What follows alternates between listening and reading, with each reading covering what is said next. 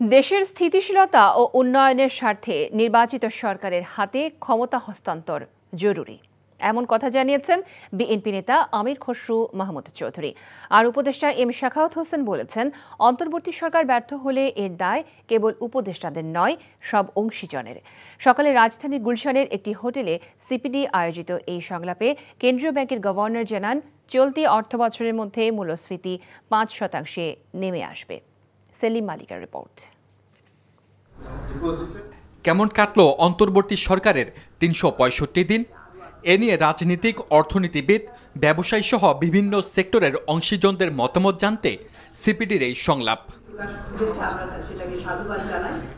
এতে বিজিএমইএ ও বিটিএম এর সভাপতি জানান, চাঁদাবাজি আর স্বল্পমেয়াদী নীতির কারণে সংকটে শিল্প খাত, বন্ধ হয়ে যাচ্ছে কারখানা।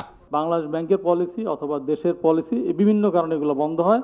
আমরা খালি দেখি গ্রোথটা, কিন্তু ফ্যাক্টরি যে বন্ধ হচ্ছে তার বড় প্রমাণ শুধু বিজিএমইএর সদস্যই 7,200 থেকে এখন মাত্র 3,000-এ নেমে এসছে।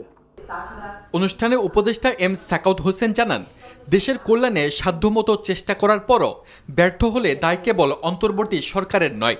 আর বিএনপি নেতা আমির খসরু মাহমুদ চৌধুরীর মন্তব্য, ক্ষমতায় গেলে প্রথম দিন থেকেই উন্নয়নে কাজ করবে দলটি। আমরা চেষ্টা করেছি ভাই, যদি ফেলিওর হয়ে থাকে তাহলে আমার একার ফেলিওর না, আপনাদেরও ফেলিওর আছে। You only expected, you did not act. আমাদের প্ল্যানিংয়ের মধ্যে নিয়ে আসছি, প্ল্যানিং এক্সিকিউশনের মধ্যে নিয়ে আসছি, যাতে করে ডে 1 থেকে পারফর্ম করা যায়। Not after you take the office. You take the office, you start learning, that is waste of time. অন্তর্বর্তী সরকার দায়িত্ব নেওয়ার পর নিত্যপণ্যের দাম কমেছে জানিয়ে কেন্দ্রীয় ব্যাংকের গভর্নর বলেন, আগামী জুনের মধ্যে মূল্যস্ফীতি 5% নেমে আসতে পারে। আমি এখনো আশাবাদী যে আমাদের ইনফ্লেশন কমে আসবে, আমরা হয়তো 5-এর নিচে চলে যেতে পারবো বা এই ফিসক্যাল ইয়ারের শেষের দিকে।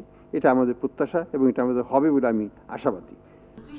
গত এক বছরে অন্তর্বর্তী সরকার অর্থনীতিতে স্থিতিশীলতা ফিরিয়ে আনতে পারলেও তা সাধারণ মানুষের কল্যাণে তেমন প্রভাব ফেলেনি বলে জানিয়েছে সিপিডি। সেলিম মালিক, এনটিভি নিউজ, ঢাকা। বান্ডেল থাকলে প্রতি সেনমানিতে টাকা বাঁচবে।